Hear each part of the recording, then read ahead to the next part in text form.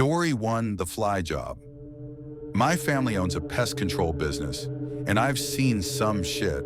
Literally. The first thing that comes to mind is this.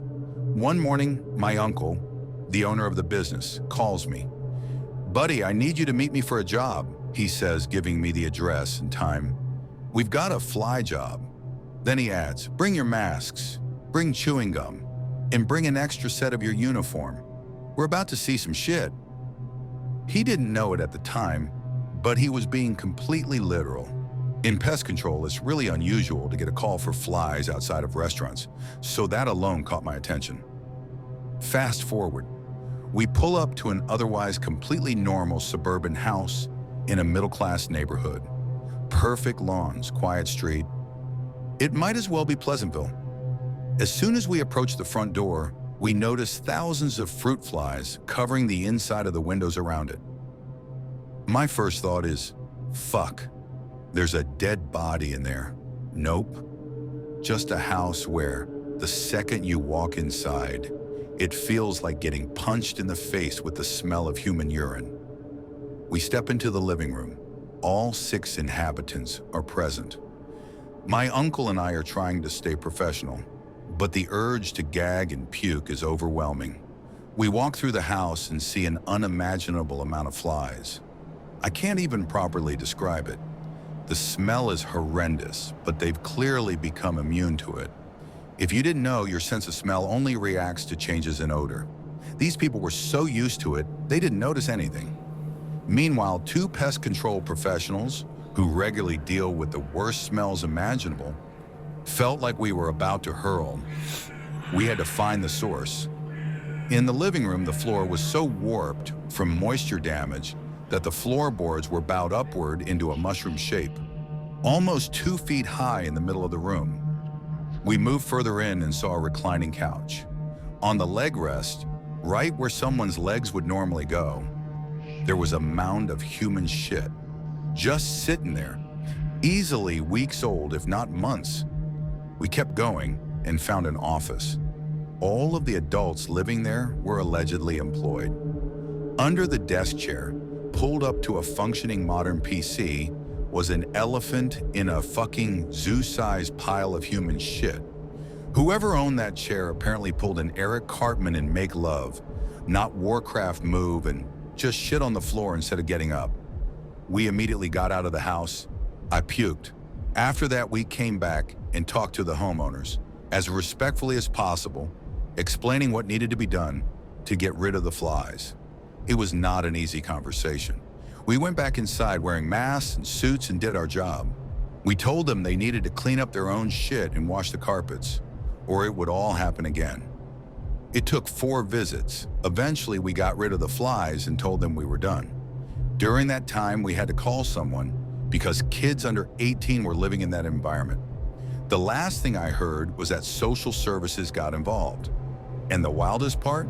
From the sidewalk, that house looked like it belonged to upstanding citizens in an HOA neighborhood. That's the one story that jumps out at me first. Story 2. The move I walked away from well. This next one is gross, and it's the only move I ever had to walk away from. I had to find a tactful way to say, "Your stuff is way too nasty to put on my truck." The drive out there wasn't looking promising. Very, very rural, like my GPS was having trouble keeping up. We pull up, and my hackles are already raised.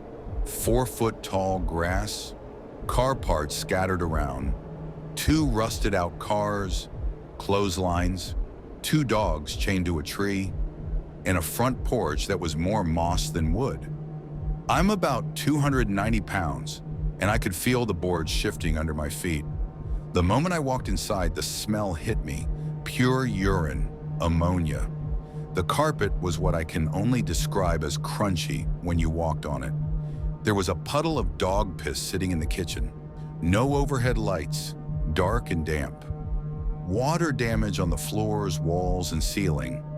The mattresses looked like they'd been pulled off the side of the road for free. And then there was a shower chair. Not plastic, but wood. When wood gets wet, it grows things. This chair had about 2 inches of moss, mildew, or mold growing on it. I couldn't even walk into some of the rooms because there was so much garbage on the floor. They wanted all the furniture inside moved, plus the boxes in the garage. I asked, "What garage?" We hiked around to the back of the house, through 4-foot grass, where a shed that was clearly on its last legs was being held together by what looked like the Lord's Prayer. Inside were boxes, boxes, and boxes, around 200 of them, just sitting outside in the damp, humid air of a Tennessee August. By the dirt, mud, and wasps buzzing around, they'd been out there for weeks, maybe even a month. Brown recluse spiders love cardboard, by the way. But somehow, they had a brand new 50-inch TV and an Xbox. LOL. My partner pulled me aside and said he'd rather quit than touch anything in that house. He said he could barely breathe. Same. I called my boss and explained everything. He said, "I wouldn't move them either. I don't expect you to. Just try to be as polite as you can." So I started my talk. I quoted our cleanliness clause, explained we had a second move that day, told them some of the furniture didn't look safe to handle without gloves, that a lot of the boxes had clearly been outside for weeks, that I didn't know what was inside them, that I couldn't risk bugs getting into my furniture pads or my truck, and I couldn't have my truck or pads smelling like ammonia. I even pointed out that I didn't think everything would fit on the truck anyway. That's when the cussing started. "You motherfucker! You're my movers. I don't care about your other moves or if you have to clean your truck after." Every time I tried to politely explain myself, she just talked over me. Then she started screaming about calling corporate, suing me, my partner, and the company. The son, who had given me the tour, knew I was being polite. I think he knew the move wasn't happening. He finally told me to just go, said this wasn't going to happen. I apologized again and wished them luck. More cussing, more screaming. As we drove away down the dirt road, she was chasing us in her motorized wheelchair, still screaming.